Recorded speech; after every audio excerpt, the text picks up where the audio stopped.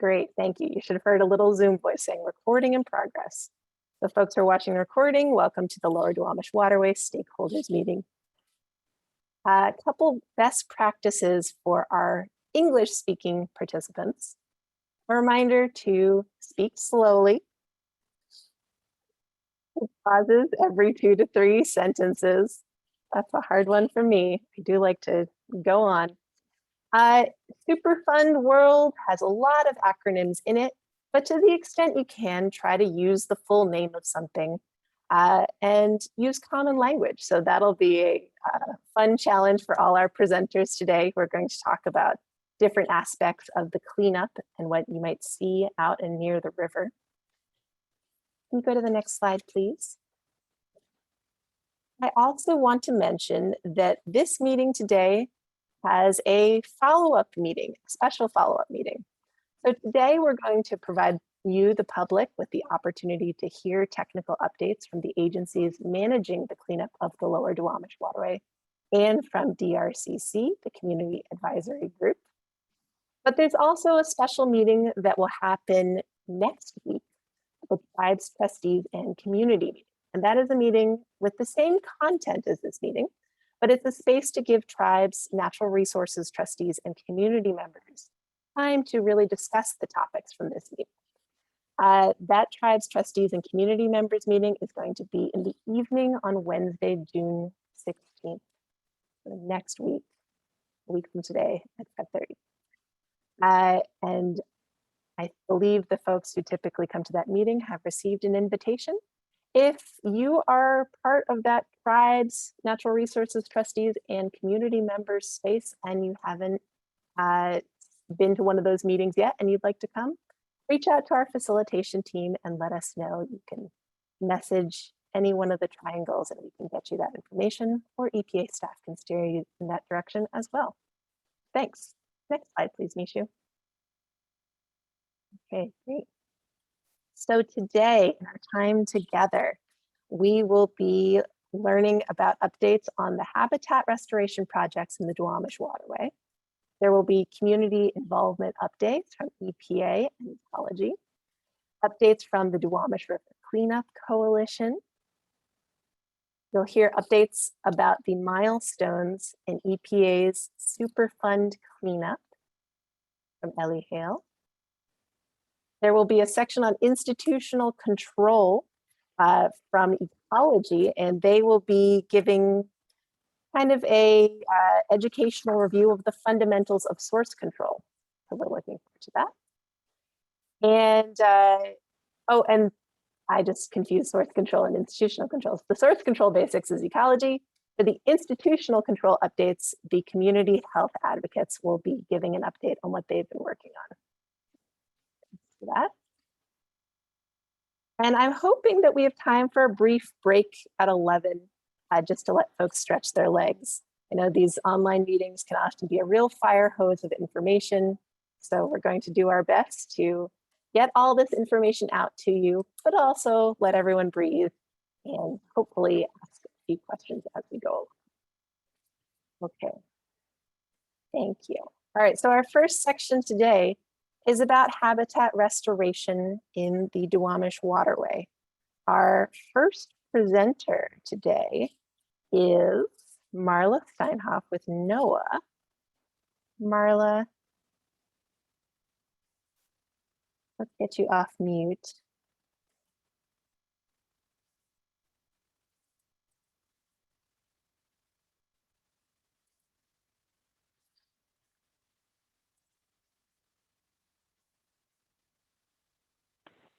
Okay, how about that? That sounds great, Marla. I think I was double muted. Okay, great. All right, well, thanks so much for having me. Yes, I'm Marla Steinhoff. I'm with the National Oceanic and Atmospheric Administration, or NOAA, and I'm on the Elliott Bay Natural Resource Trustee Council. So those trustees include the state of Washington, the Suquamish Indian Tribe, the Muckleshoot Tribe, the Department of Interior, and NOAA. So I just want to take a minute to describe what we do as trustees on the river. So the trustees are conducting Natural Resource Damage Assessment, or NRDA, on the Duwamish River. The trustees work together to determine the extent of injuries to natural resources, such as fish, birds, other wildlife, and their habitats, caused by releases of contaminants and oil on the river.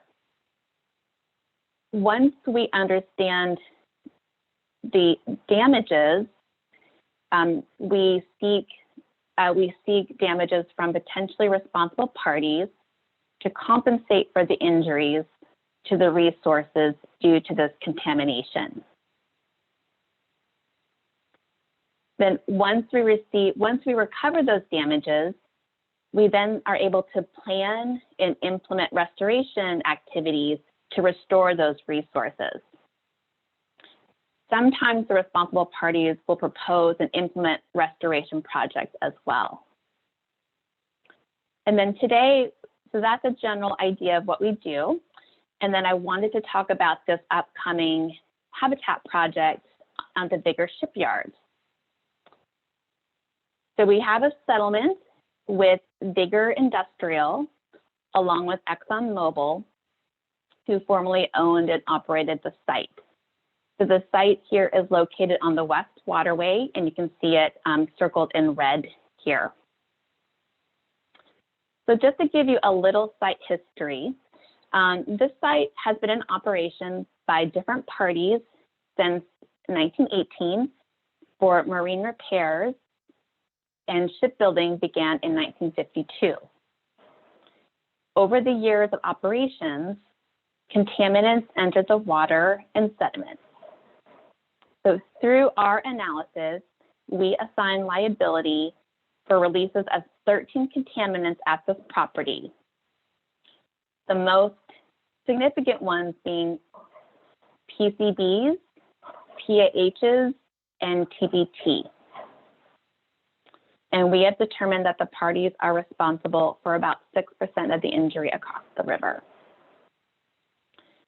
So when we make an agreement or a settlement with these companies, there are two documents that help memorialize the settlement. One is a consent decree, and one is a restoration plan and environmental assessment. So the consent decree resolves claims against Bigger and ExxonMobil for the natural resource damages from the site. Then the restoration plan, it describes and evaluates the type and amount of restoration that will be provided by these projects to make sure that they are adequate for the amount of injury that was caused. So for this settlement, the consent decree and the restoration plan had a 30-day public notice and comment period earlier this year. The public comment period closed on March 1st, and the settlement was finalized on May 26th. So now we can get into what these projects are.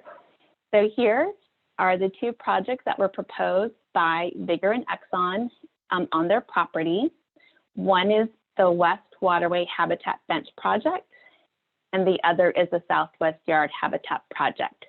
So this is a nice slide as it shows the property at the top image shows what the property looked like prior to restoration, and then the bottom shows the location of the two projects and what these will look like.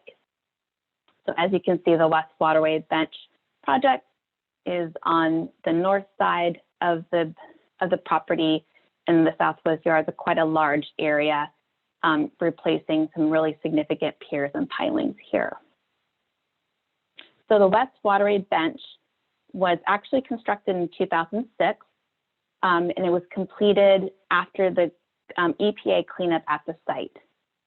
So this bench project runs along the shore here and creates about ½ an acre of intertidal habitat. So this kind of habitat provides shallow intertidal areas that are important for juvenile salmon and other fish to forage and rest, especially for the salmon as they move from the river and migrate out to the Puget Sound.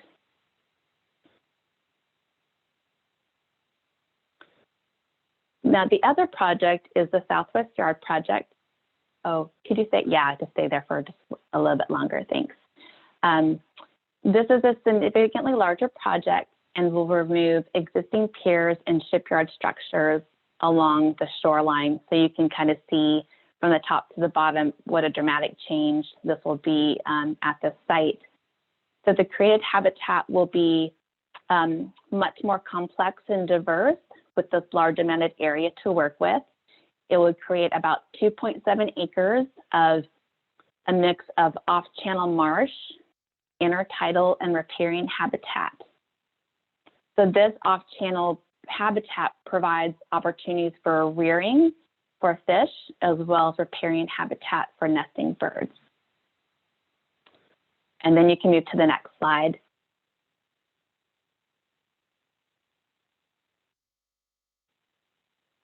There you go. So this just shows a nice up-close picture of the area where the Southwest Yard habitat will be, and you can see just the extensive amount of pilings and pier structures that will be removed. Great. And then this project is planned to begin, actually, Vigor has started construction for the Southwest Yard project just recently, and the in-water work will begin in July, slated to begin. And the project will take about 2 years to complete. So we expect that the entire restoration project will be finished in summer of 2023. Hopefully that gives you a nice overview of these upcoming projects. And oh, so Piper had a question, how many acres are being restored? So basically about 3.2 acres are being restored between the two projects. And I also just wanted to add that the trustees were trying to improve our outreach and engagement with the public, and we have a new trustee listserv that you can subscribe to, and I think Annalise will be able to share that information with everyone attending the meeting to sign up for that if you're interested. Thank you so much, Marla. All right. Sure. Thank you. Yep. All right, so our next update is going to be a Terminal 117 Early Action Area Restoration update from the Port of Seattle. I don't see any, just before we move on, I don't see any hands raised for questions from Marla, but if something does come up, we can open that up for questions after the port's update as well. So, thanks again. Okay, so from the port, John Sloan and Roy Kuroiwa are going to be our presenters. John, looks like you're ready. Yep, I've just gone off mute. Can everybody hear me okay? You sound great, thank you. Awesome. So if we could advance the slide. I'm going to give a progress update. Well, first let me introduce myself. My name is John Sloan. I'm a senior manager of environmental programs at the Port of Seattle. And I'm presenting a progress update on the construction of the Duwamish River People's Park, which we also call Terminal 117. This project got underway last July, and we're now over 50% complete. It's a 14-acre project that includes 2,000 linear feet of shoreline restoration, as well as public access features, which include a pier, an elevated viewpoint, trails, public art, and interpretive signage. Can advance the slide.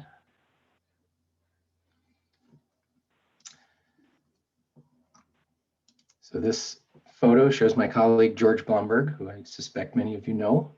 And he's demonstrating the amount of fill that's been removed from the southern portion of the project site. This is adjacent to the Boeing customer service facility. This area has now been planted with trees and shrubs, and this on the slope, and marsh plants in the intertidal area. Next slide. This is an elevated viewpoint that we recently installed. It's around the center of the site. It's about 20, the platform is about 20 feet above the ground and offers views back into the restored habitat areas. as well as the surrounding neighborhood and industrial area. Next slide. Looking north from that elevated viewpoint, the photo on the left, you can see the reshaped shoreline that will include large wood habitat features, marsh plants, trees, and shrubs. This bank line will separate around 2 acres of off-channel marsh area that's really important for out-migrating salmon. And then the photo on the right is looking south, and I think this photo really gives you a great sense of how much fill has been removed and the linear extent of the project. Next slide. There are a couple of notable structural features at the north end of the site as part of the park. In the left-hand photo, you see a viewpoint pier that's 180 feet long. And when you're out at the end of it, it offers a really great view upstream of Mount Rainier, as well as the surrounding areas. And there'll be interpretive materials on the pier end that describe treaty fishing activities and other cultural aspects of the site. And then on the right is a bridge that will be installed over a tidal channel. At one time, this bridge was used as a gangway at one of our cruise terminals, so we're repurposing it now as part of the park. Next slide. The viewpoint pier will include a combination of cedar decking and fiberglass grating. We did it this way because the cedar decking affords better ADA access, and then the fiberglass grating allows light to penetrate through the surface to the habitat areas underneath. Next slide. And to wrap up, I wanted to tell you about a project we're now getting off the ground, and I want to thank Marla Steinhoff, who you just heard from NOAA, for helping us get this project going.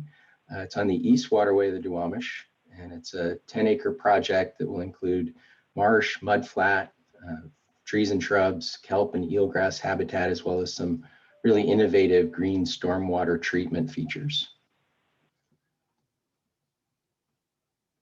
And then I'd be happy to answer questions. And I think Roy may have a slide related to the long-term management plan on T117.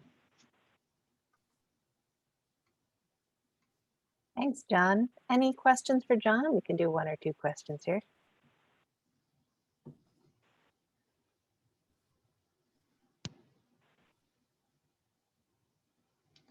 Okay, I'm not seeing any questions right now, so thank you, John, for that. Oh, there is one question in the chat. So here's a chat question from Jessica Hybrits. It appears this work is adjacent or perhaps overlaps with the removal backfill area of the EW selected remedy. How does this work relate to the EW East Waterway? Thank you, Jessica. The East Waterway selected remedy. How does this work relate to the East Waterway selected remedy? Is it being considered in the proposed plan, and will the work be coordinated? It will, and great question. So this is about the Terminal 25 site on the East Waterway. We're going to be creating a new order that will, with EPA, to clean the site up, and it will dovetail with the East Waterway cleanup. It will happen immediately in advance of the larger East Waterway cleanup under the oversight of EPA. And we're working with a consultant, Anchor QEA, who's also supporting the port on the East Waterway cleanup. So they'll be doing the design of both our T25 cleanup as well as supporting the East Waterway cleanup. So it's very much aligned.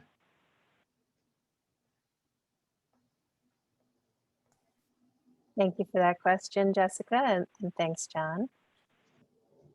Okay. Roy, I'm not sure I have a slide for you. Yeah, that's okay. This is Roy Karoiwa, Senior Program Manager with the Port of Seattle, and we are implementing our long-term monitoring at the former Terminal 117 cleanup site.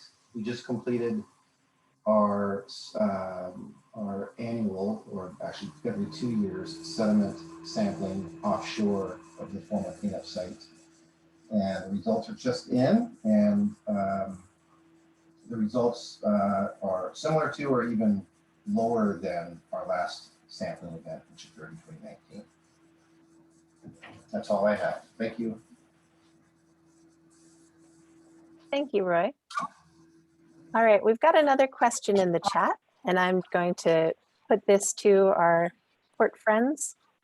Can you explain how the East Waterway cleanup relates to the Superfund cleanup? Roy, do you want to take that? Well, the East Waterway is a Superfund cleanup independent of the Lower Duwamish Waterway.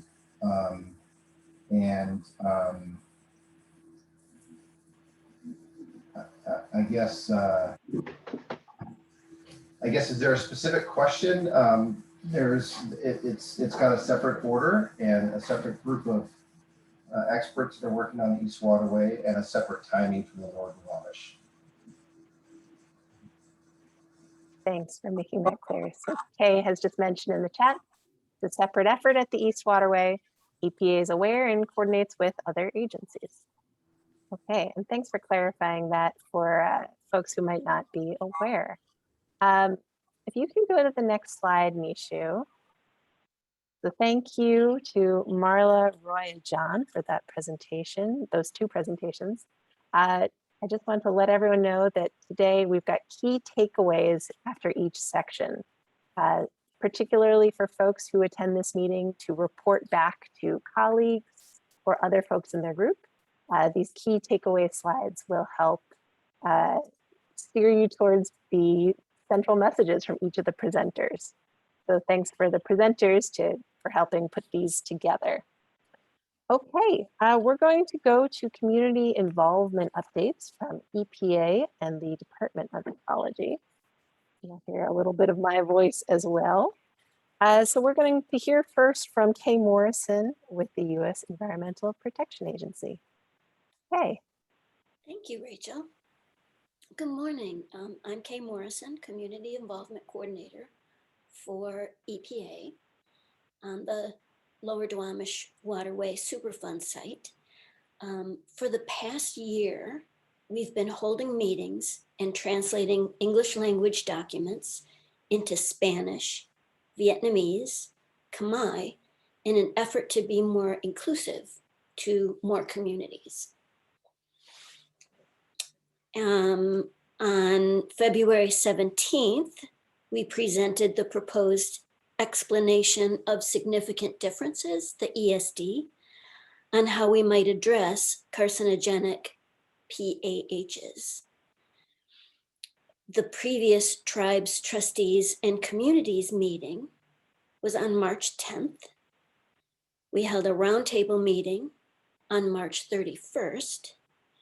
We also held and recorded a 3-part roundtable webinar series on the Superfund process and how EPA makes decisions at Superfund sites.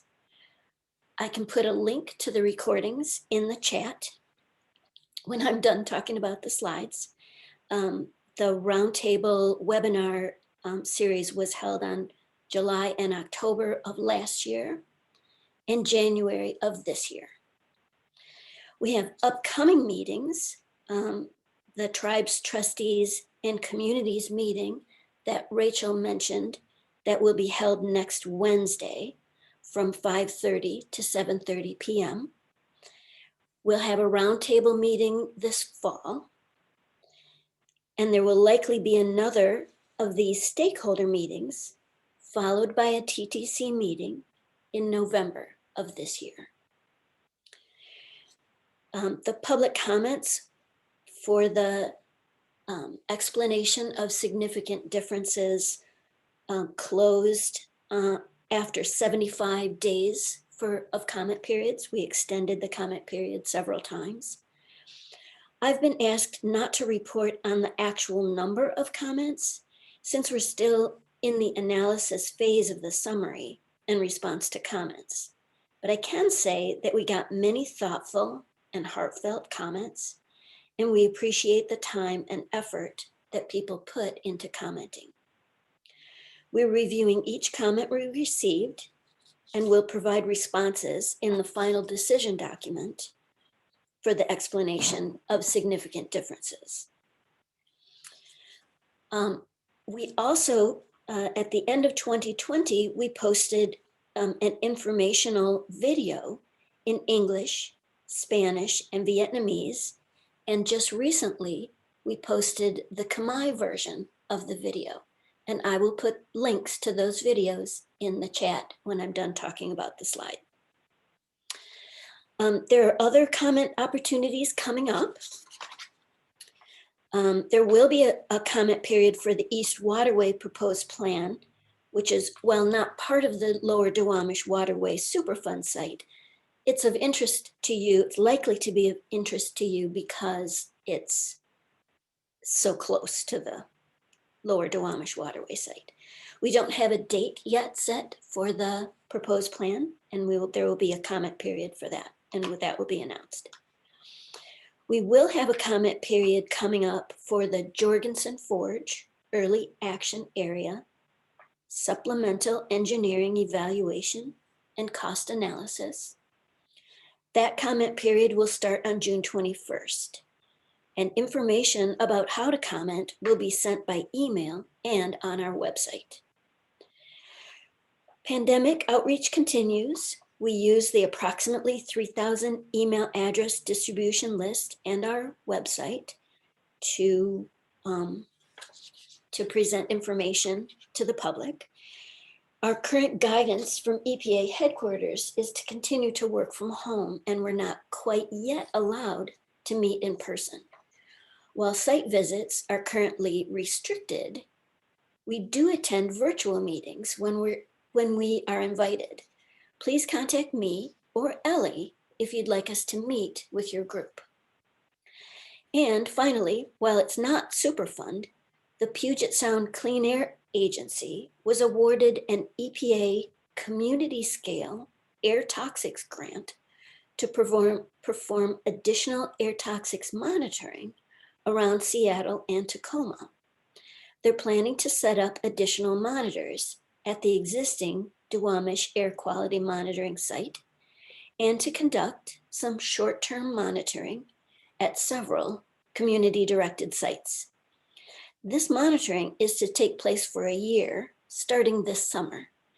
I believe they will be working with the Duwamish River Cleanup Coalition to determine these sites.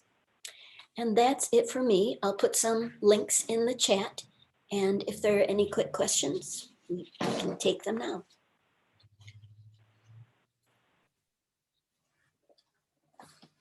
Thank you so much, Kay. I don't see any hands raised or questions in the chat just yet. So I'm sure people will look with interest at the chat as you add all those links. Thank you for doing that. Okay, Kelsey. Kelsey. I'm here. Great. Hi, everyone. Well, I wanted to start out with one announcement, which is that our 2021 version of the Lower Duwamish Cleanup Sites fact sheet is now available. I'll put this in the chat when I'm done speaking. This is a summary of the 24 sites, formal cleanup sites that Ecology oversees in and around the LDW. We put this out last year, and this is an update of what's happened since then. My other update is that we are holding an online open house beginning June 21st that focuses on source control. The purpose of this is to educate the community more about our source control work and specifically what Ecology's role in source control efforts are. This online open house will begin June 21st and run through August. The other purpose of this open house is to get community feedback. So we have a short survey at the end with some questions about what matters to the community and also how people would like to be communicated with. So we encourage you to check this out and share it with other people. And the link is not ready yet, but it will be on our LDW latest information page, which will be the same link that I'll put in the chat. And those are my updates. Any questions?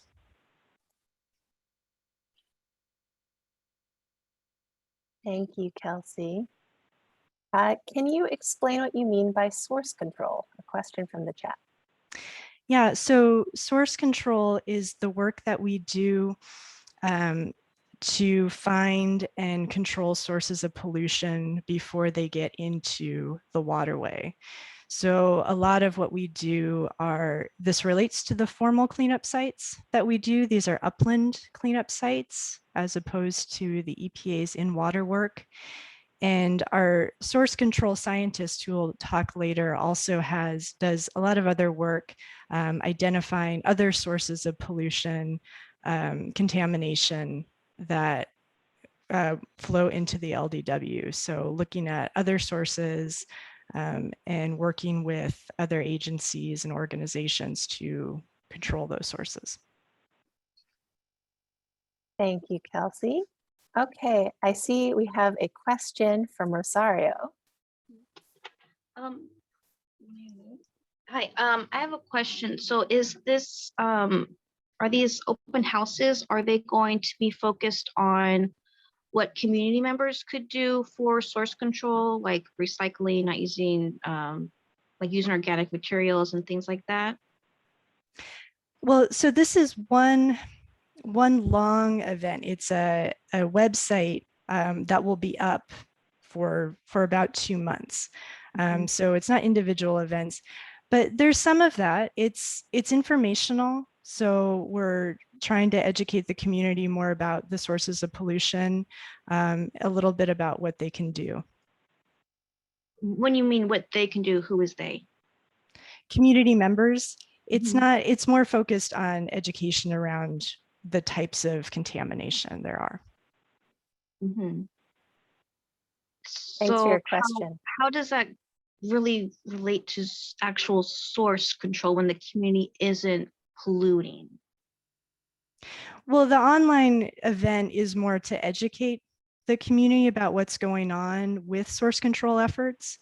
So you're right that sources of pollution from individual community members are not what we're focusing on. But we want people to be aware of the work that's going on. And we also want to get more feedback from people about what they would like to know about. And our purpose is really to help people just stay in the loop and feel like they know what's going on in and around their community. Yeah, it's hard for people to be in the loop when they're constantly being around pollution. Yeah, I hear that there's a lot of challenges with that. I know there's a lot going on in the LDW, and this is just one way that we're trying to get more information out. So thanks for your feedback, Rosario. I appreciate that. How do these events like hold the polluters really accountable though? Well, this event is not to hold people, polluters accountable. The purpose of this is to help educate the public. We know who the polluters are. We need you to actually do source control. Thanks, Rosario. Actually, Ecology will be talking more about their source control program and what they do later in this meeting. So if it's okay with you, I'm going to ask you to hold some comments until that part of the agenda. Thank you. Appreciate it. Okay. Thank you for being here, for your comments. Thank you, Kelsey. That's great. All right, Mishu, if you could go to the next slide, please. All right, there's the key takeaways for EPA and ecology for the community involvement side of things. Thank you. All right, we're going to turn now to DRCC for updates on some of their work. James. So good morning, everybody, and thank you so much, Rachel. I'm going to start out this fairly quickly to make sure that I introduce somebody who's part of our team now, and that is Edwin Alberto Hernandez Rito. And Edwin has been working kind of with us in other ways with the source control, working with youth, and source control, working with Lynn to be able to do a better job of explaining what that means and what it is and everything around it in a way that the community understands. And with all of that work that he has done, I think Edwin just in the chat put a link to a video that one of his groups put together, and it's been praised by the Department of Ecology, so that's a good thing. But I wanted to make sure that everybody understands that we're going to be starting to work together with Edwin and with EPA and with the Department of Ecology to make sure that we have all the right information and said in the right way. So with that, I'm also reminded that we are in the surge now to be able to get a new technical advisor for us as we move into the engineering part of this process, so that if anybody out there knows of somebody who would like to work with us as a technical advisor, who has that engineering background and hopefully also has at the background that we need on the Duwamish River, please let us know. You can email me and I'll put my email into the chat and go from there. And with that, Edwin, wave. Edwin, wave.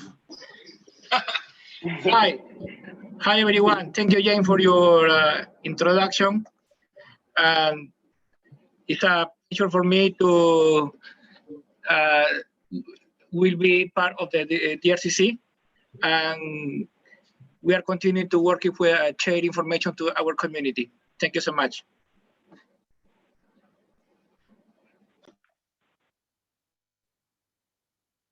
All right, thank you so much, James and Edwin. We're very excited to have you part of the team. Good morning, everyone. My name is Paulina Lopez, and I am the Executive Director for the Duwamish River Cleanup Coalition. James forgot to say, but he's our Superfund manager, and he is the person that we work very closely with the Superfund related issues. As a little reminder, I wanted to just talk a little bit about who is the Duwamish River Cleanup Coalition team. That you can see it in there as you met James. We also have Magdalena Angel, who does our community organizing and communication, together with Carmen Martinez, who is part of our youth corps program. Adrian is part of our climate justice platform, and we have a new addition as well with Ruby being part of our Duwamish Valley Youth Corps, as well as we want to give thanks to our volunteers and interns that represent the community and that are always providing their wisdom with us. I'm here talking from the Duwamish territories as our office. I am hoping that you all are feeling good and healthy, and that one time we will be able to get together again as we used to have these meetings. But for now, I just wanted to make sure I give you some quick updates about our organization. And as a reminder, who is the DRCC? The Duwamish River Cleanup Coalition mission is to elevate the voices of those most impacted by the Duwamish River pollution and other environmental injustices for a clean, equitable environment for people and wildlife. The part of that we're promoting mostly is promoting placekeeping. We don't want to create unintended consequences as we're advocating for improvements in our communities, that our communities get displaced. So we prioritize capacity, community capacity, and resilience. Our main programs, very quickly, the Superfund is first controlled, that was mentioned in here.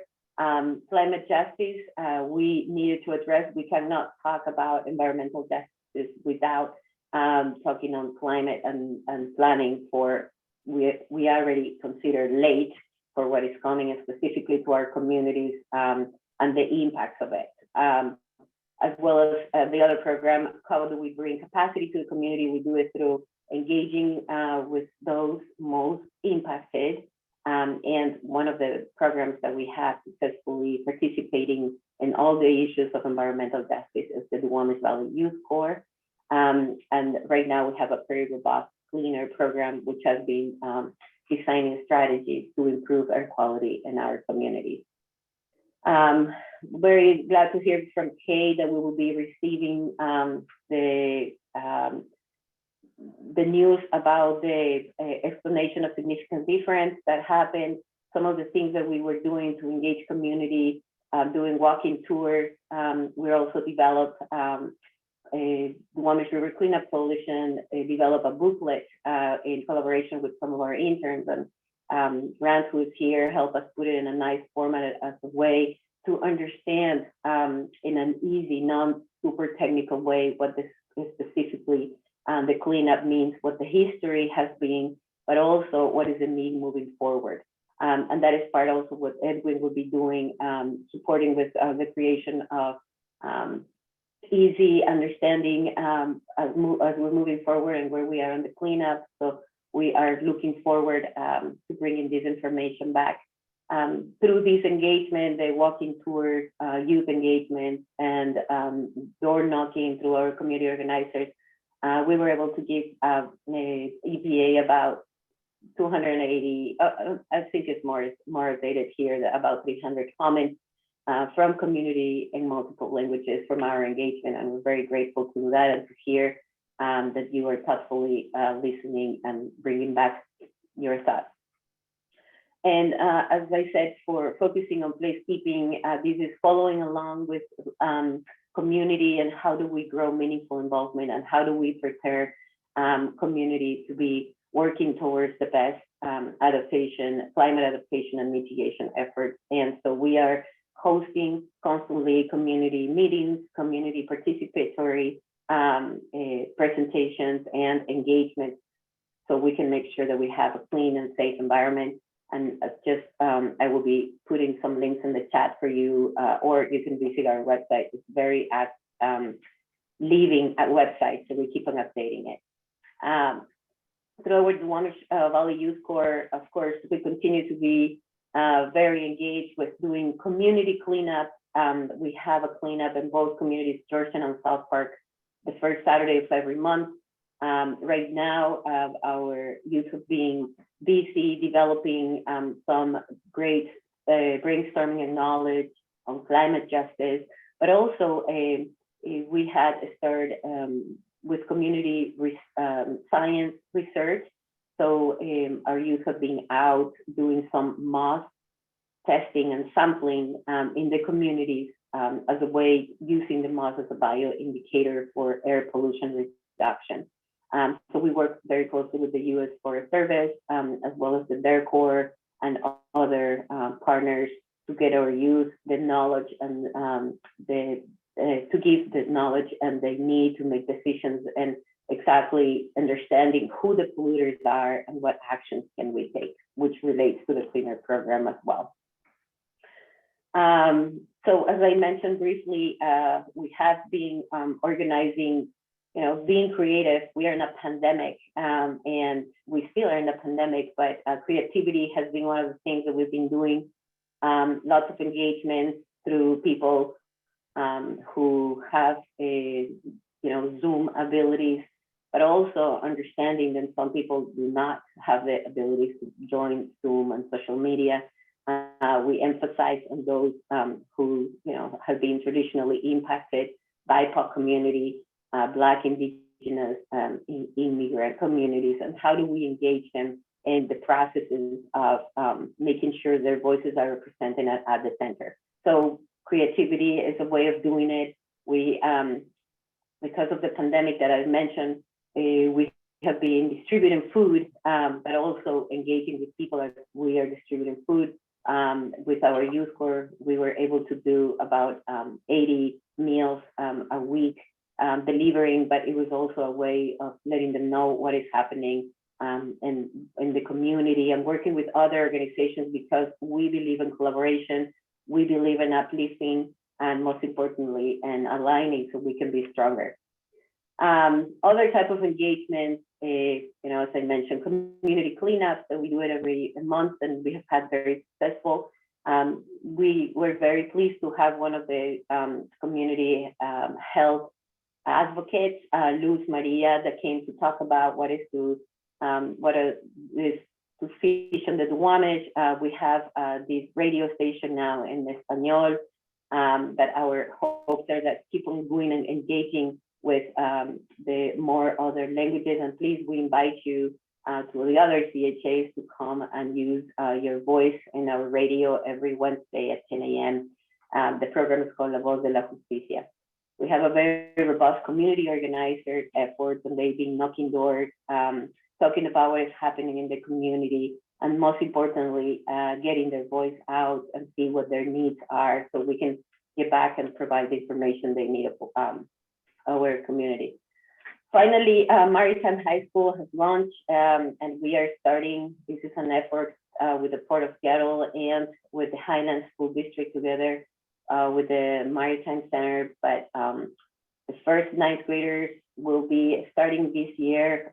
We really want to make it so this will be the Duwamish Valley focused, and we've been doing lots of engagement with families, with our youth, to have a project-based high school, and this is something that we have followed along into the ask from our local youth and what it takes to have a school that talks about maritime to the community that is next to the only river in Seattle, that has the job opportunities that provides, but yet, you know, our community hasn't been able to understand what those jobs are in those maritime industries. So we want to create these paths for our youth to be able to be represented in maritime careers, and we're very grateful for our efforts and our things. Facebook share outs, we have them every month to talk about what we do in the community, what programs, and it's a way for us to have also feedback coming back from community. We do it multilingual ways of engaging. So this past one was in Spanish. The next one, we're hoping to bring one of our Kamai community members on board. We've been partnering with organizations like Villa Comunitaria and others, I think the Foggy, but to bring part of our climate justice platform, how do we keep on bringing those jobs, local jobs, to the community, and what are the options that are not necessarily college, but the trades. So what type of trades are there? This is part of economic development and economic justice bringing to communities. So we've been bringing this information about the trades, carpenter, woodworkers, and explanation, and what does it take to be an apprenticeship. And hopefully we can continue to do also the super fund program into training folks to be able to get some jobs for something that is being impactful. And I will end with this. We have our Duwamish Dollars campaign as a way of supporting our local businesses. We want to make sure that our community gets out, and the pandemic was pretty hard to have people in there. We were incentivizing to go and pick up some trash or doing cleanup events, or doing something about environmental related, and then for us to provide the Duwamish Dollars where they can go pack in local businesses as a way to also support our businesses here in South Park and Georgetown. Here's our information for those of you who want to follow up with us, and I'm really thankful for letting us be the space. Thank you. Thank you very much, Paulina and James and Edwin, for that update. Any questions for DRCC? It's not letting me stop the share for some reason. If you're on a laptop, Alt-S might put that away for you. Oh, got it. Okay, sorry, it wasn't showing. My apologies. Thank you. Mishu, if you can. There we go. So actually, it is time in our agenda for a brief break. We're going to take a short break. I think I said 10 minutes in our agenda. So let's do that. We'll take a 10-minute break. It's 10:53 right now. I'll start a little timer and put that on the screen. We'll pause the recording so that folks in the recording don't need to sit through the break. And we'll get back together at 11:03. Okay, thank you.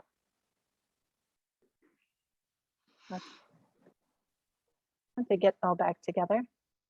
Okay, thank you. Mishu is going to put slides up on the screen for Ellie Hale from EPA.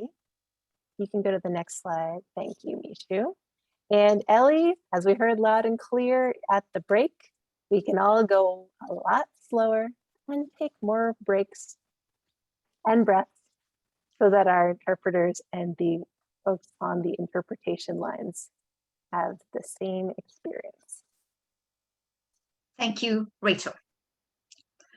I'll try to be slower than I usually am. I am a fast talker and I'm pumped up on caffeine. Today, I'm just going to give you a little update on the status of the upper reach remedial design and on the sediment cleanup generally. My name is Ellie Hale. I am the project manager working on the sediment cleanup of the waterway. There is another RPM who is working on the seafood institutional controls, Piper Peterson. So we are partners, but my job is the sediment cleanup. And right now, we'll explain where we are in that project. Next, please. RPM Remedial Project Manager. Thank you for asking. This shows, and I'm sorry, the right last letter got cut off of the slide, but this is about remedial design and remedial action. So RD is remedial design and RA is remedial action. And this just gives you a sense of what the sequence is of our work. We are at the top of this slide doing the upper reach remedial design. After design, we have the ability to do the cleanup because we have completed design. So the next stop would be remedial action or cleanup action, construction. We also have then the next step of the river, the middle reach, and then finally the lower reach. These are areas that are set up to align with source control progress made by the Department of Ecology. So next, please. This just shows the upper reach schedule, and I wanted to show you where we are. Right now, that arrow, that yellow arrow could probably go a little bit further to the right, but I prepared this slide a month ago.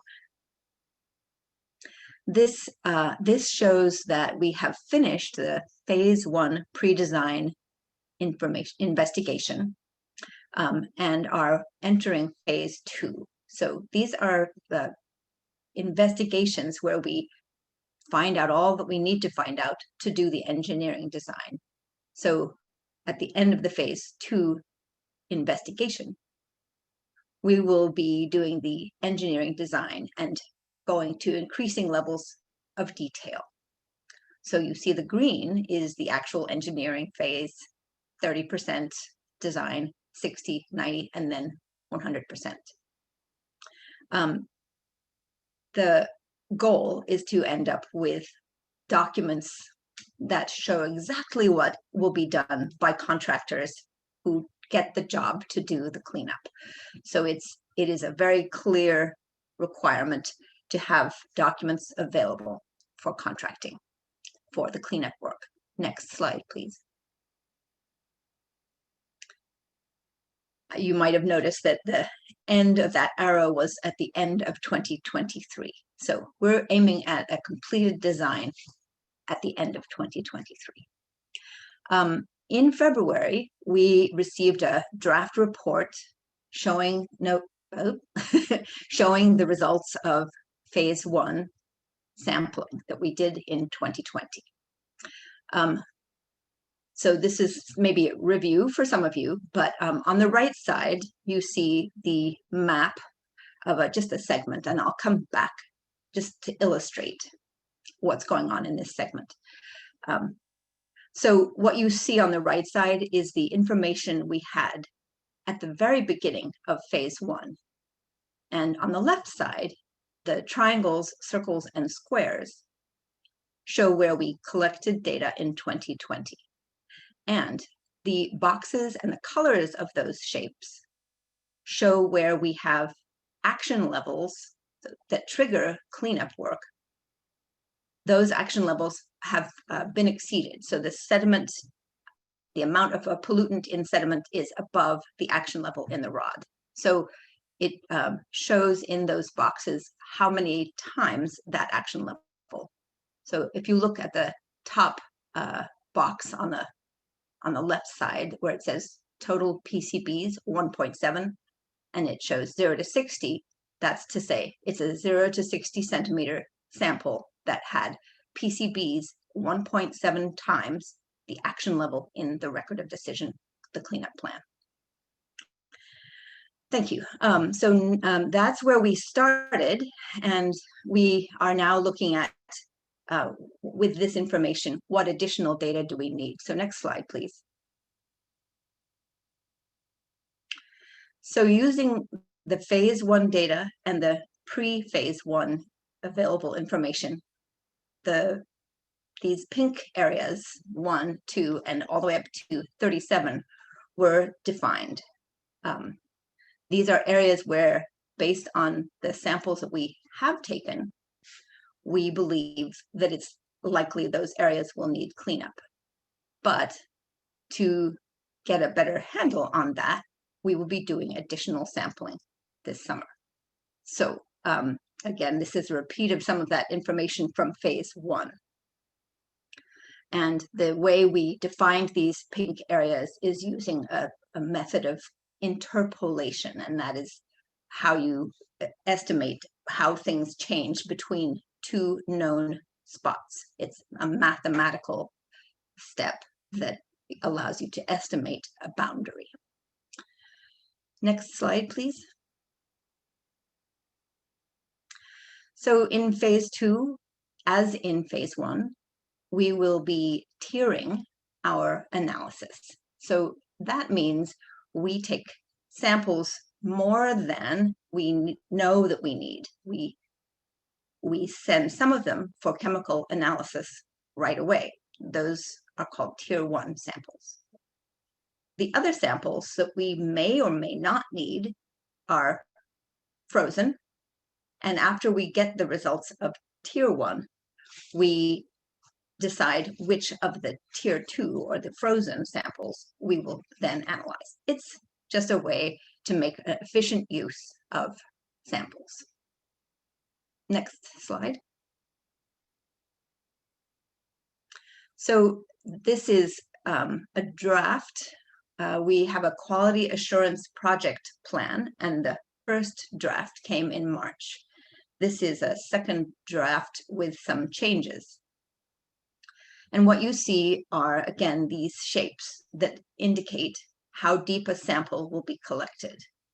And what is different this year especially is the letter V, which stands for vertical cores. So we think we have the pink area that may need cleanup, but we don't know how deep dredging will be needed if dredging is the method to be used.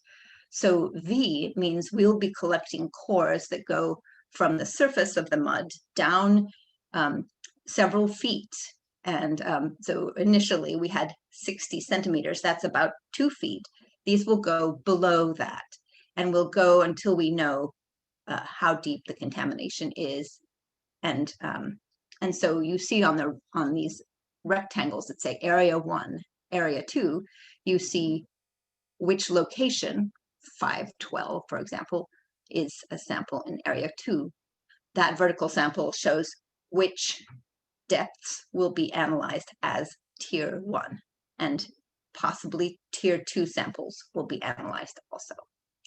So again, this is just to show it's where we think we'll be going this summer, and the field work is likely to start at the very end of June and continue probably through August. That's not right. Is that right? I forget. I think it's not through August, but we will have boats out, and because they're doing processing of these deeper cores, there'll be barges on which people will be doing processing. They'll be taking their samples from the cores on a barge. So next slide, please.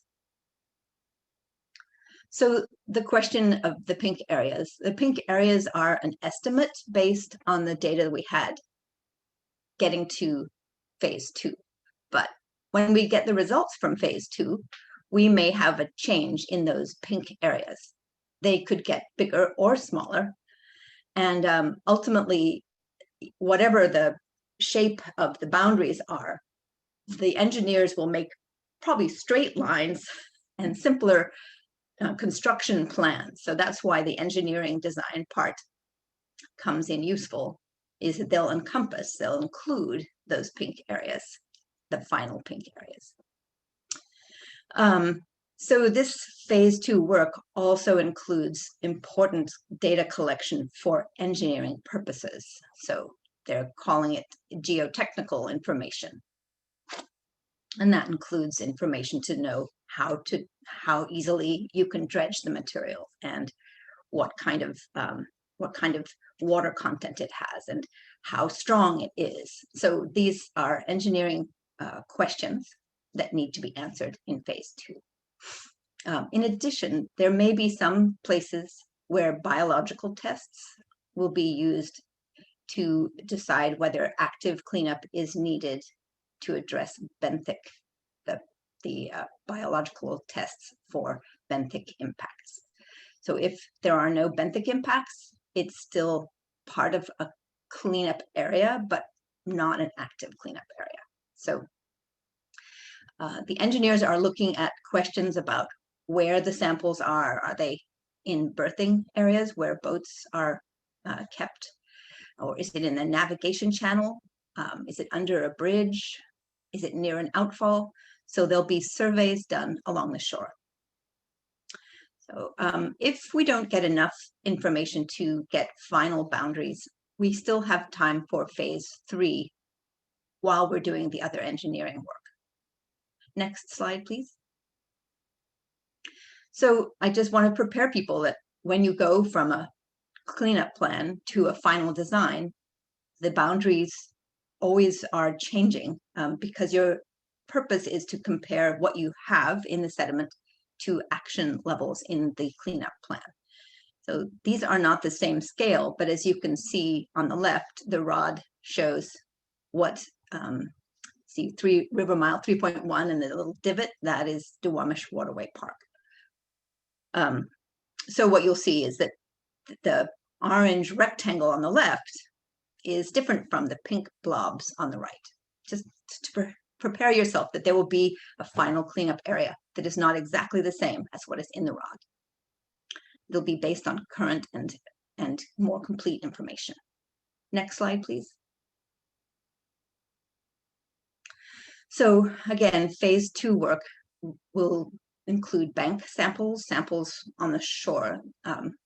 They'll be inspecting structures like bridges and the outfalls and docks and piers. And they'll be doing engineering tests. So if you want the details of this, when the final quality assurance project plan is completed, it will be on the Lower Duwamish Waterway Group's webpage, ldwg.org. Next slide, please. So the phase 2 results will be added to the phase 1 and prior results.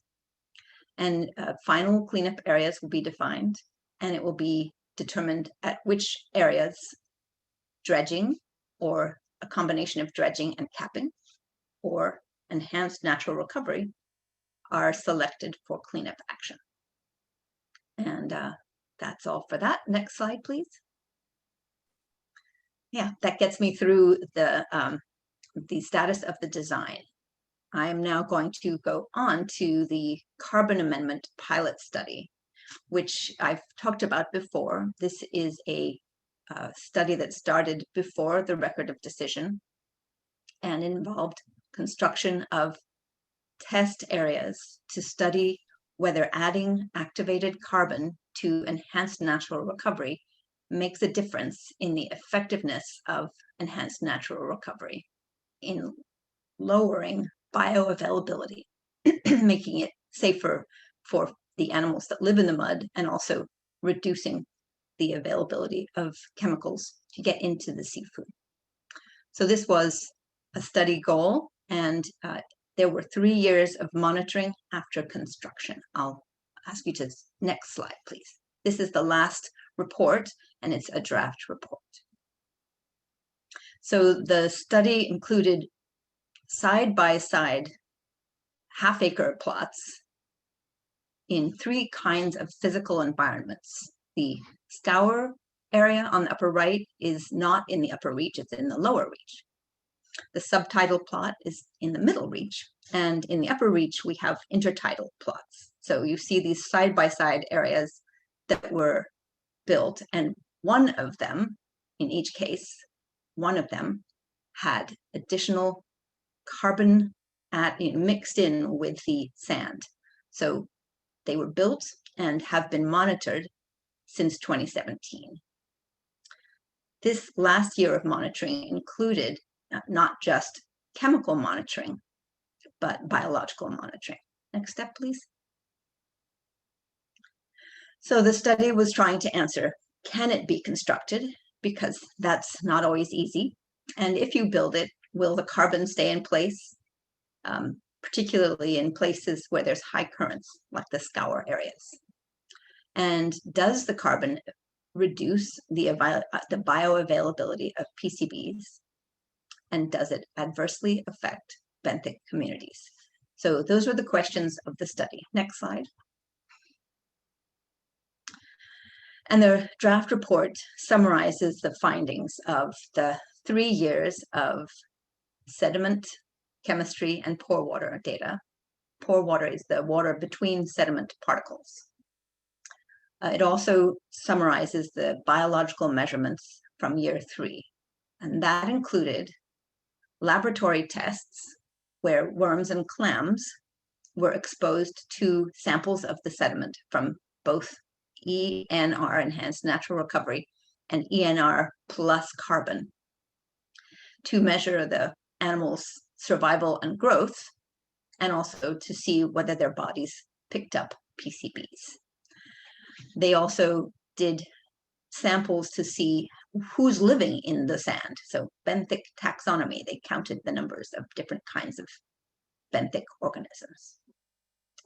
And they used, for all 3 years, they used this technology of taking photographs at the surface, but also of the side of sediment, using sediment profile imaging. And they've done some very thorough statistical comparisons over the 3 years. So these are all in the report, but that's a lot of detail. So we'll go on to the next slide and just give you sort of the nutshell, which is that while everything was successfully built and appears to have remained stable for 3 years, it wasn't clear from the data that the carbon reduced bioavailability in all cases. We do know that doing something, and by something, that means adding clean material, so enhanced natural recovery, all of the plots, whether they were treated with carbon or not, all of the plots showed reduced PCBs in pore water. So that's good because pore water is how animals get exposed to the contamination. So that's third line. Yes, the bioavailability was dramatically reduced, whether or not it was treated with carbon. But did the fourth line, did the carbon, the AC, activated carbon, did that improve compared to not having carbon? And it isn't really a strong result yet. So after 3 years, we don't see a strong difference between treated with carbon and untreated enhanced natural recovery. The good news is that in neither case also did it affect the biological environment. We feel like the organisms that live in the mud were not bothered by activated carbon. Next slide, please.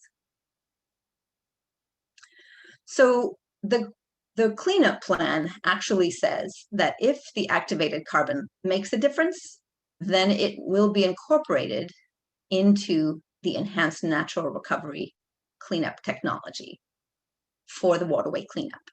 So we are now at the point of trying to decide, should we be requiring carbon to be added to the enhanced natural recovery? And at this point, we're not sure it's compelling. So we're reviewing the draft, the draft report, and we will be talking to Lower Duwamish Waterway Group. And I think the likelihood is that we will not be requiring it, but a decision hasn't been finalized on that yet. And some of the questions we have are, is the study a long enough study to answer some of the questions? Maybe we need another year of monitoring. So we're in conversation with the Lower Duwamish Waterway Group about this. There were some physical surprises, so the study wasn't necessarily able to answer all the questions perfectly. Next slide, please. I think I'm supposed to go on and talk about the status of the early actions. So as you have seen over the years, many of the more contaminated sediments have been addressed through early actions at the Norfolk CSO at the top, the very, very bottom, I'm sorry. Terminal 117, which is also in the upper reach, the Boeing Plant 2 and Jorgensen Forge early action areas, and Slip 4, and the Duwamish Diagonal. These are early sediment cleanups. And they're all done except Earl M. Jorgensen, which is the one next to Boeing Plant 2. And we're almost finished with that one. So I want to give you an update on that. All of the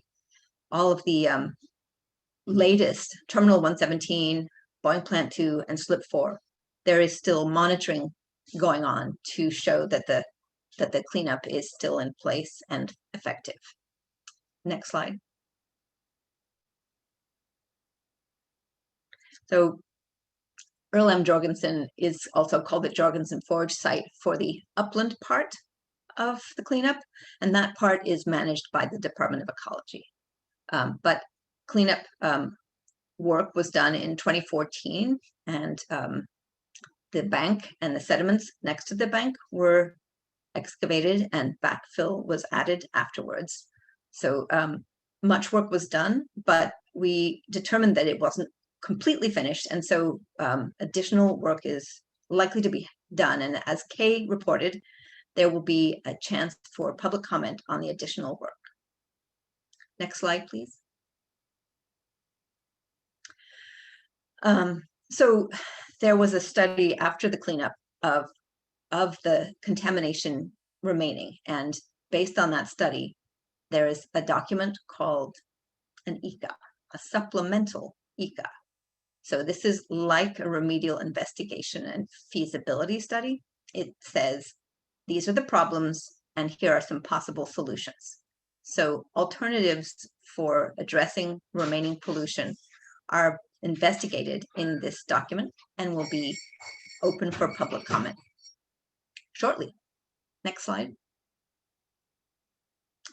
And just a preview, they define specific areas that are candidates for additional work, and the alternatives match and mix different areas to see which is the best solution. So when we go for public comment, we will say which one we think is the best and then seek comment from the community on that. That's all I have for the ECA, the engineering evaluation and cost analysis at Earl M. Jorgensen. And I think that's all I have for the presentation today. All right, let's go to Ellie's key takeaways slide, Mishu. The next slide, please. Perfect. And there's Okay. a question in the chat box for. There's a question in the chat. Okay, so I just want to point out that there are 3 bullets here. Those correspond to the 3 pieces of Ellie's presentation: the field sampling, the carbon study report, and the upcoming work at Earl M. Jorgensen. Ellie, there's a question in the chat from Edwin about the carbon study report. Activated carbon becomes saturated over time. What will you, and I'm going to editorialize and say you being the people who are constructing the cleanup, what will those folks do when the activated carbon is saturated? Does that play into the plan? So first of all, this is a study of enhanced natural recovery, and by definition, we are using enhanced natural recovery in less contaminated areas. So it's not clear to me that the carbon would necessarily be saturated, but if it is, that would be important to know. But at this point, we don't think it's even close. And if it were in the first year, if we saw a difference between the intertidal and the treated and the untreated, maybe we would say that it's soaking up so much that it might be saturated. But I'm not sure we're seeing that. So I welcome you, Edwin, to talk to me on this afterwards. If you want to look at the information, I think I shared this with James, the draft report, and I'm sure that there will be people who can answer that question in more detail. Thank you, Ellie. We have a moment or two for a couple more questions for Ellie. If anyone has an additional question for her.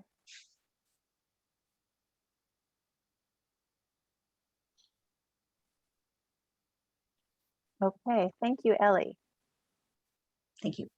Actually, sorry, Ellie, before I move on, I just want to check with our interpretation lines. Fung, any questions from the Vietnamese line? Not yet. Thank you. James, any questions from the Khmer line?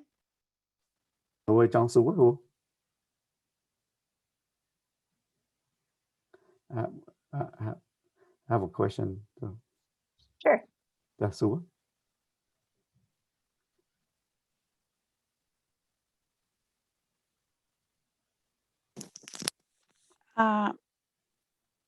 Hello? Yeah. So the Sun Hu has a question.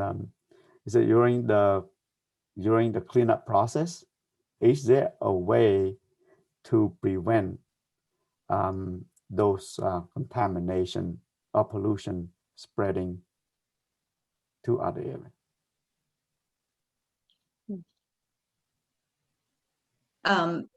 Meaning when you dig up the contaminated sediments, how do you control the contaminated sediments from getting away?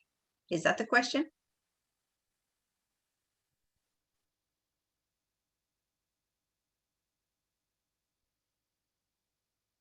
And James is translating that question.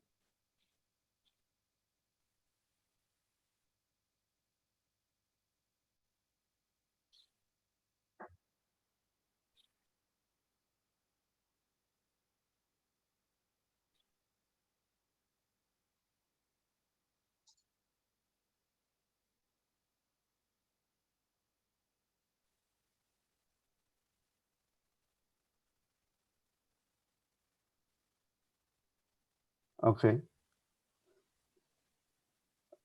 Okay. Okay. No. Okay. So, those areas contaminated because of the Boeing and those pollution from Boeing and from industrial area and the port of Seattle. So how after the cleanup, what is the ways to prevent those things from running into the water and recontaminate the area? That is the question of source control. And already a Department of Ecology with its partners in the city and county and with its authorities have made great improvements in permits and other controls. So I think we don't expect to see recontamination,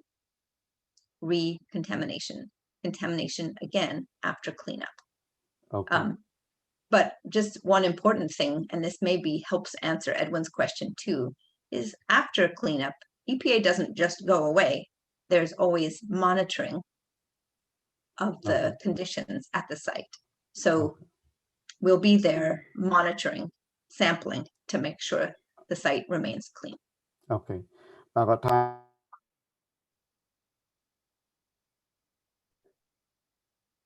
Thank you, Kelly. Carla, was there any other question from the Spanish line?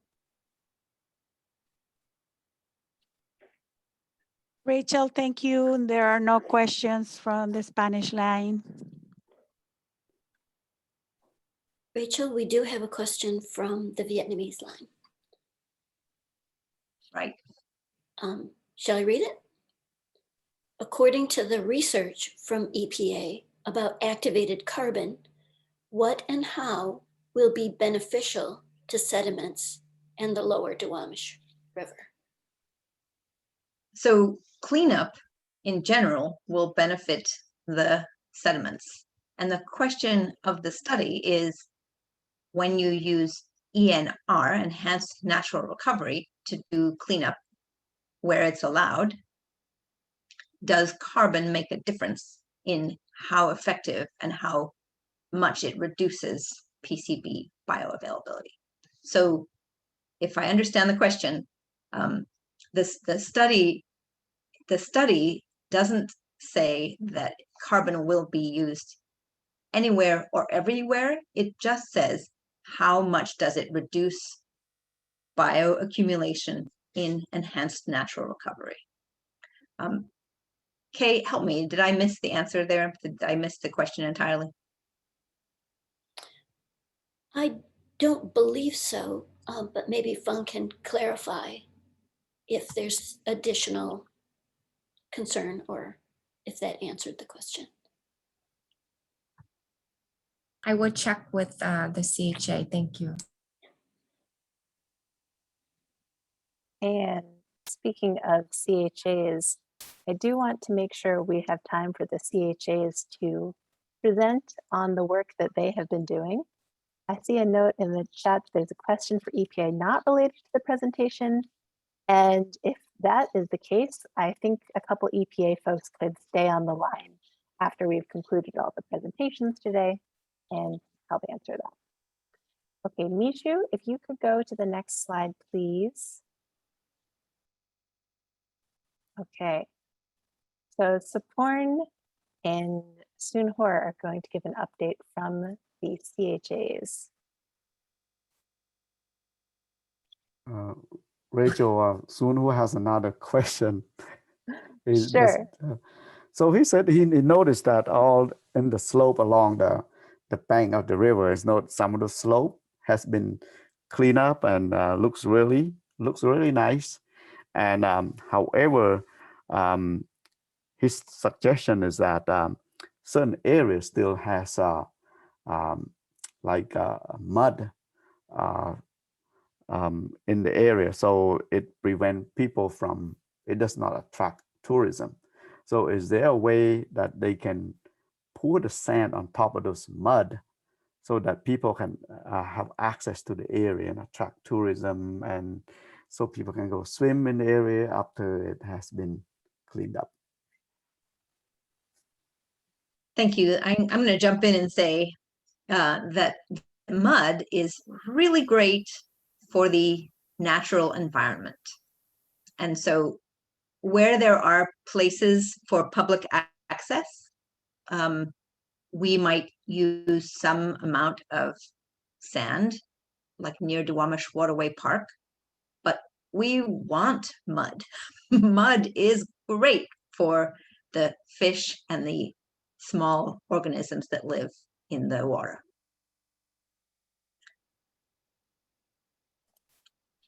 Thank you. And our goal is to make it clean enough, but we aren't here to add to tourism, exactly. So that's my, it's a great idea, and it might be important at public access locations, I'll say.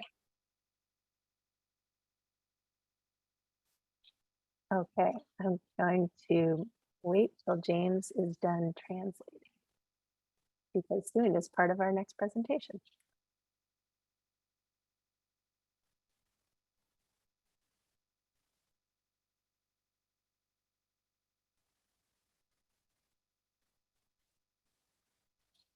Porn, are you ready when James is done? Yes, I am. Thank you, Rachel. Wonderful, thank you.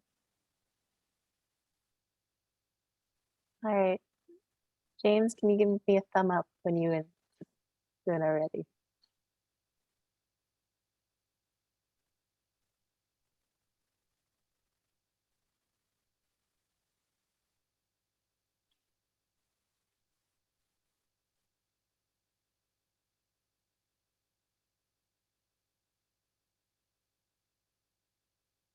Okay, I'm ready. I'm ready. Yeah. Thank you, James, and thank you, Soon, and thank you, everyone, for taking a breather.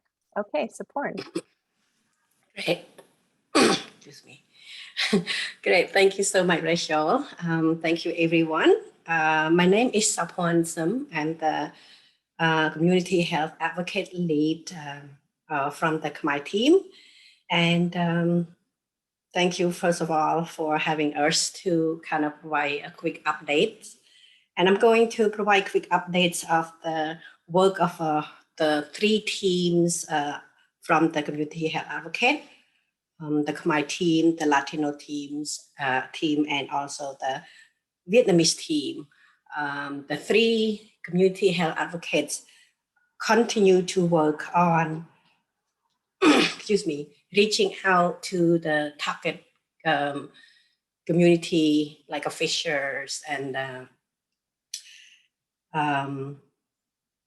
the pregnant moms, pregnant women, the moms who bear young kids, and also the care providers and the community member who fishing from the Duwamish River, who consume residential seafood from the Superfund site, which is the Duwamish River. So we continue doing the outreach and conduct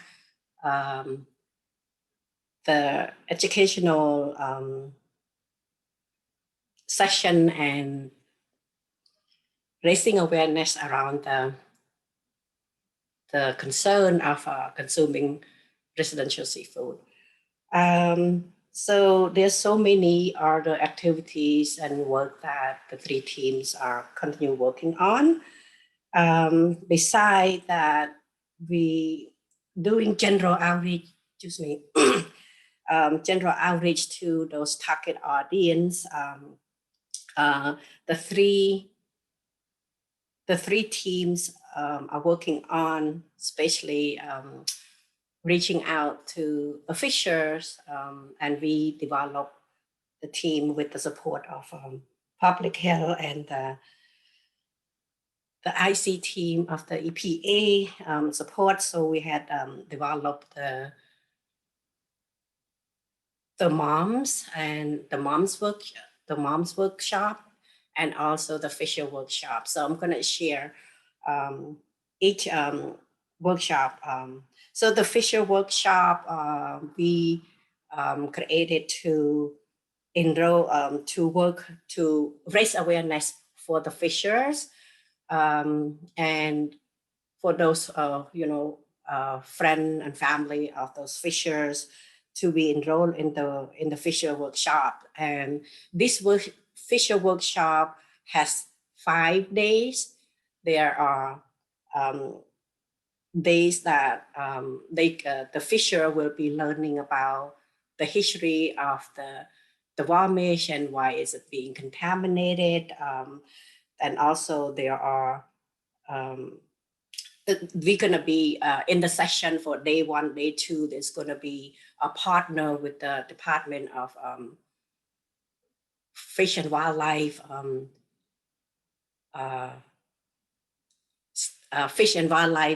staff that can come to the workshop to share with the participant, to share with the participant in the workshop to learn about, so that participant can learn about the rules and regulations of fishing. And also the workshop will conduct the session on teaching the fisher about the salmon, fishing for salmon gear, because the reason why the community are consuming residential seafood from the Duwamish River, because of, some of community members do not really aware about the contamination, and also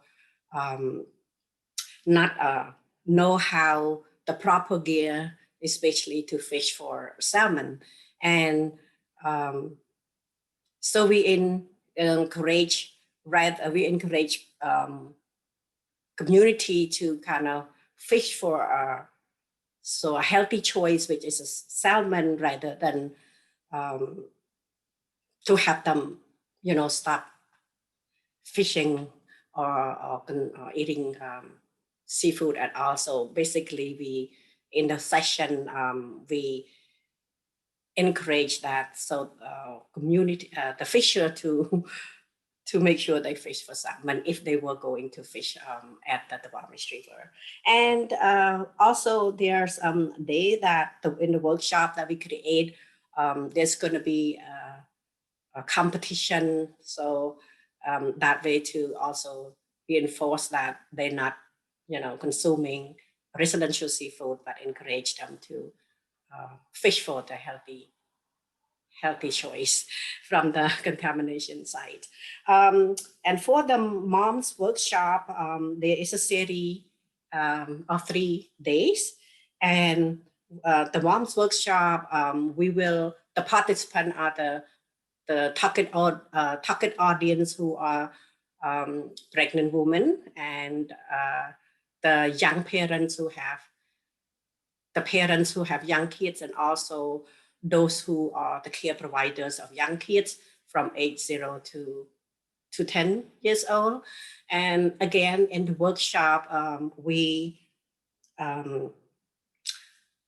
encourage the participant to learn about the healthy choice as well. So actually, we inform them about the history of the Duwamish River, and why it's contaminated, and why, and what kind of contamination in the Duwamish River, and especially the chemical, the PCB, could affect the development of those young babies, and also the growth of the young baby. So very important that we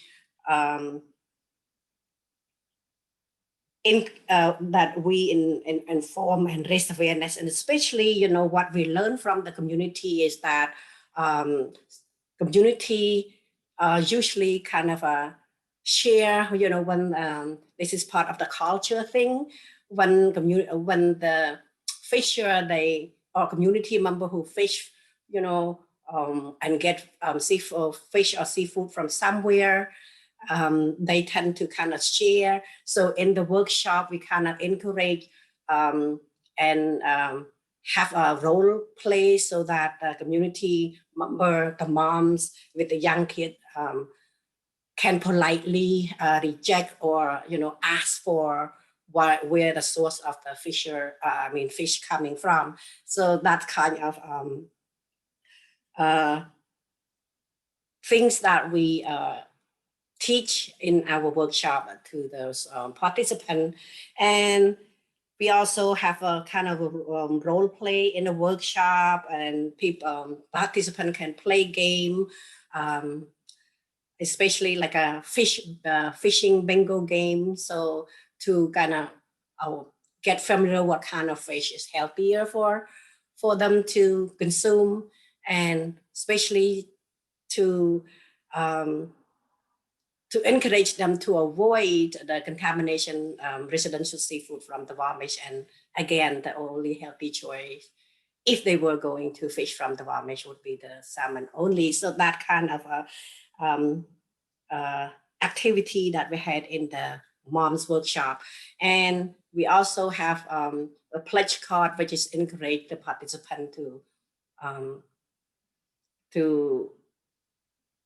kind of to consume or just a salmon from the Duwamish River. And also we also encourage and raise awareness around like healthy, I mean, seafood, to eat variety seafood, but not residential seafood from the Duwamish River. That's for the 2 workshops that the community health advocates are continue reaching out to the target audience. And other works that community health advocate from the 3 team continue to work with, collaborate with the Port of Seattle to develop, update the signage, to update the signage at the fishing site, because through our outreach, we still see community are fishing for residential seafood, especially crabbing. It's either because of the sign are small and kind of hidden. And so we are going to work with Port of Seattle with that for the on the focus group to work on those update signage. Community health advocate also continue to build the capacity around trainings, the teams, and also we going, the 3 teams go, some team already get some training with the triangle, with the technology to improve, to build the capacity so that they can be using the Zoom and the device for doing Zoom easier. So we continue to do that, and team also continue to update and present to some of the partner or stakeholders, especially CHA had done a great job doing presenting the project with the UW students. And thanks, Saporn. Yeah, CHA also work on the developing fact sheets from the 2020 work, and I think we can share that link. Maybe you can help me, Rachel. And if you all would like to learn more about what we do and our work, my colleague Emma, she's very technology savvy, and she can going to share the link to our website in the chat. So thank you so much. Please have any question, and if I can't answer, my team here also that can answer. Thank you, appreciate that. Thank you so much, Saporn. That's great. And I'm going to ask folks if there's a lot of kudos for the work the CHAs are doing in the chat. Saporn shared with us an informational sheet that we'll send out with the recording and other meeting materials. Thank you so much, Saporn. I want to turn to the Department of Ecology because they have a short and sweet presentation about source control. And there have been a lot of questions today about source control. It's a key thing. So this is an educational update. Jessica, Misha, you can go to the next slide, please.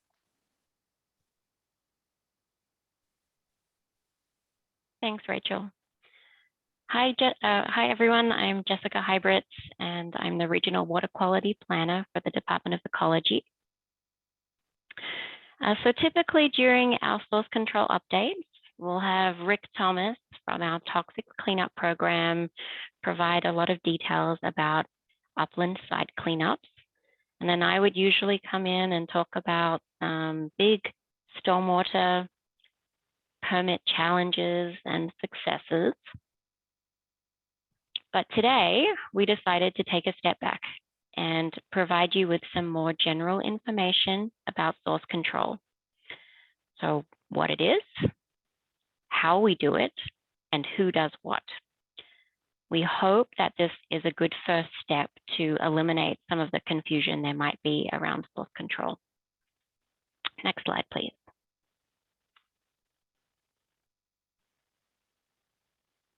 Thank you. So what is source control?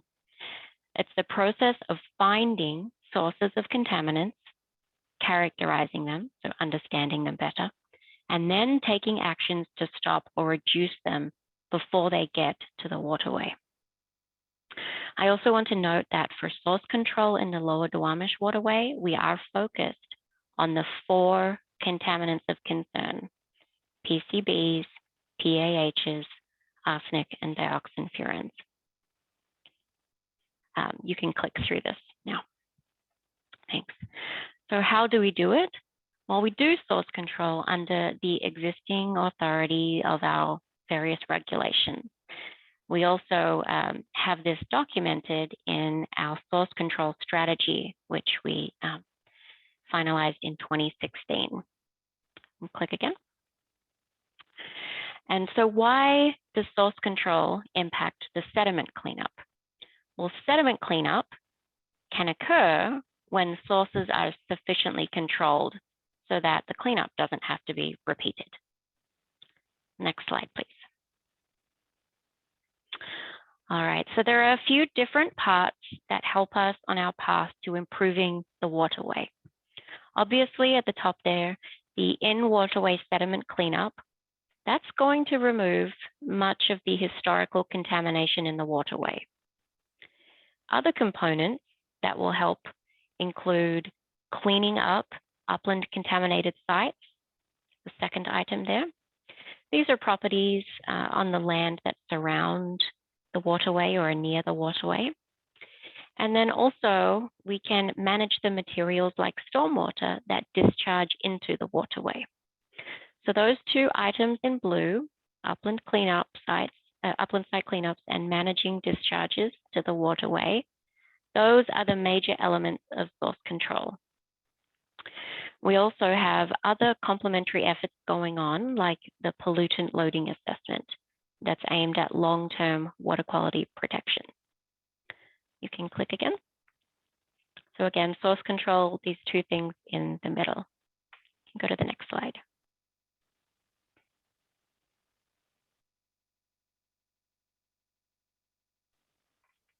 Next slide, please. Thank you. So who does what? Let's clear up who does each of these main parts. You can click through this one. Thank you. So as you probably all know by now, the sediment cleanup is led by EPA and the Lower Duwamish Waterway Group.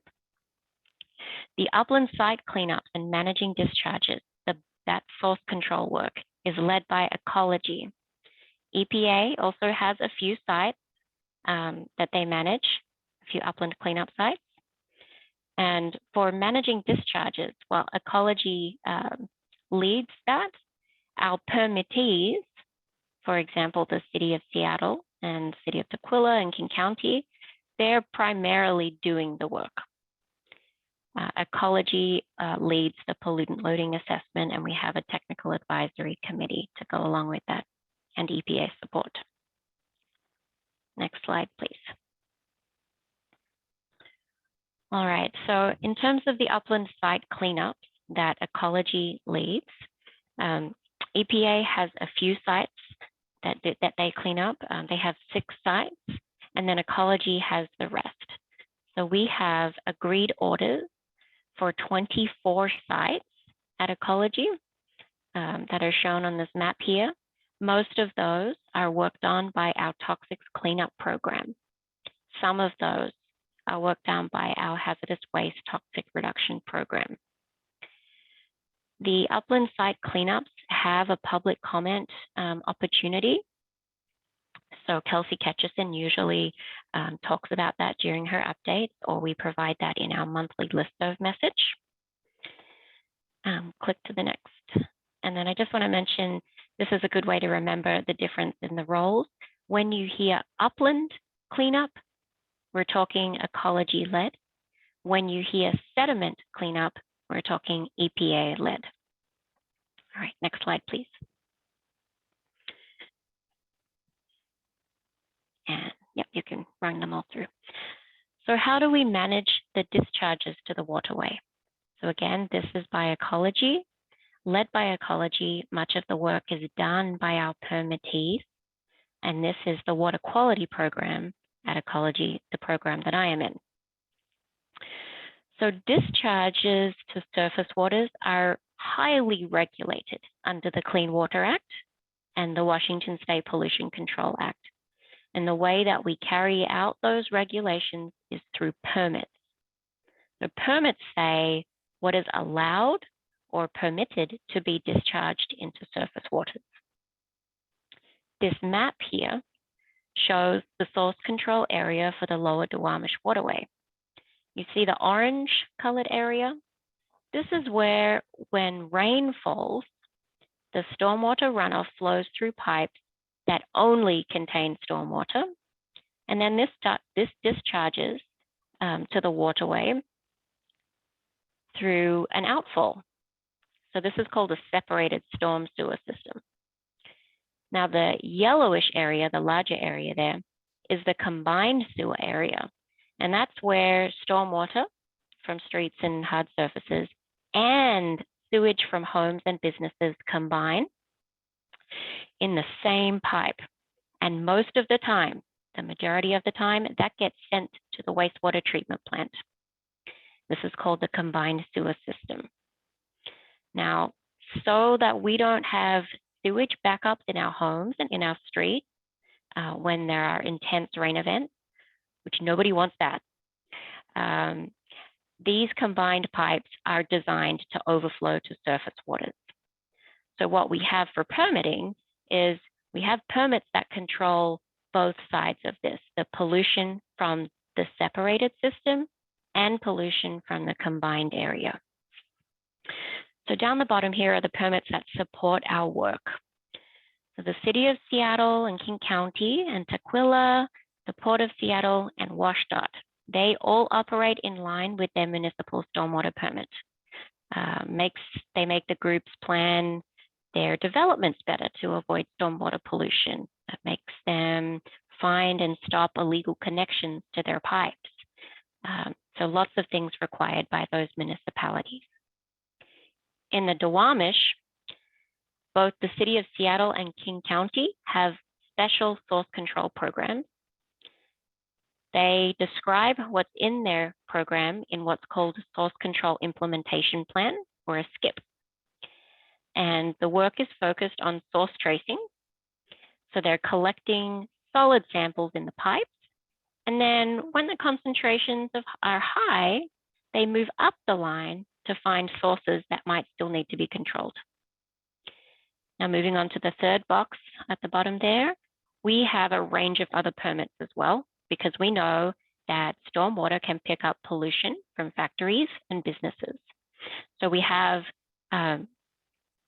over 100 industrial permits in the Duwamish Source Control area, and they have very, very strict requirements for installing stormwater best management practices, for inspecting their site for uncontrolled sources of pollution, and various monitoring and reporting.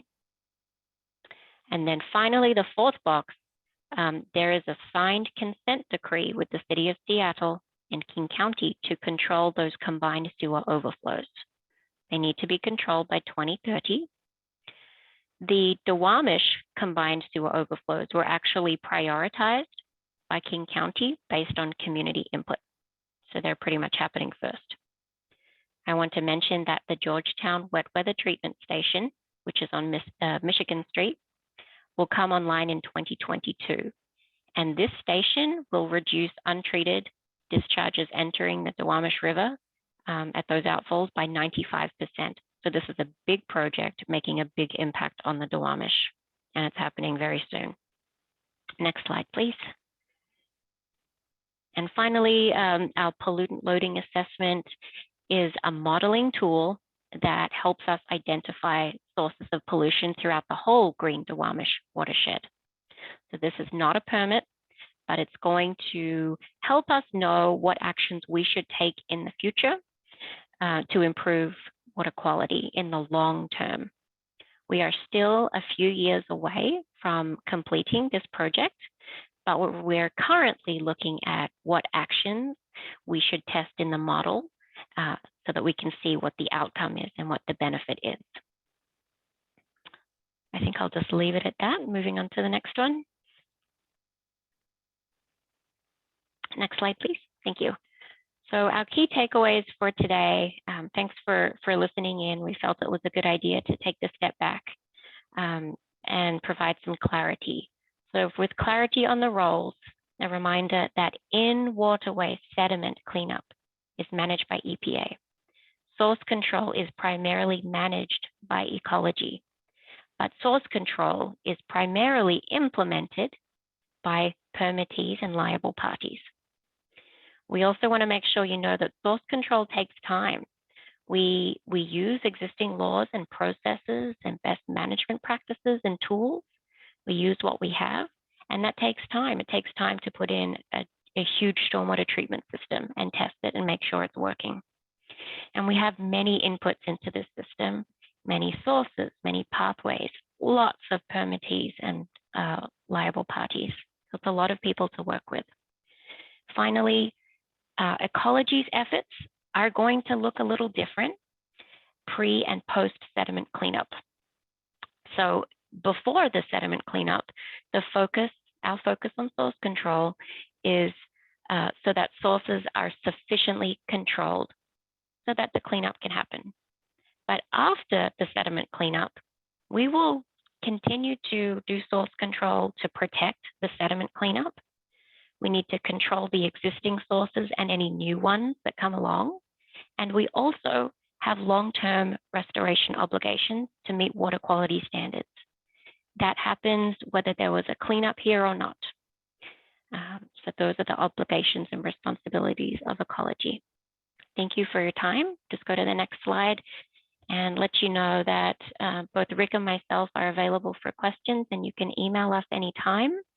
You can look for source control on our webpage by just typing it in, Ecology's webpage.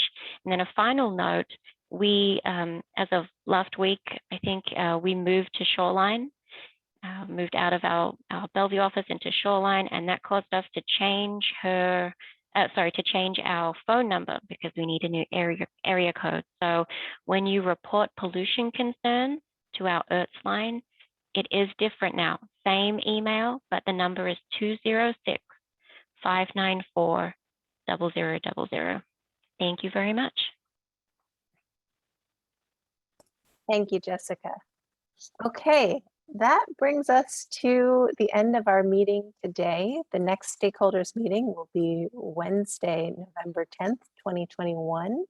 I think there might be time for some of the agency folk to stay on the line and answer further questions, but I want to give people the opportunity to hop off here. We'll share this recording online, and it'll be distributed through the stakeholders email list that EPA and Triangle maintain. If you're not sure if you're on those lists, you can email Kay Morrison, you can email Annalise Ritter at Triangle, and we will get you signed up so that you can receive the follow-up materials from this meeting. Thank you so much to all our presenters. Thank you to interpreters. We appreciate everyone's participation today. Thank you very much.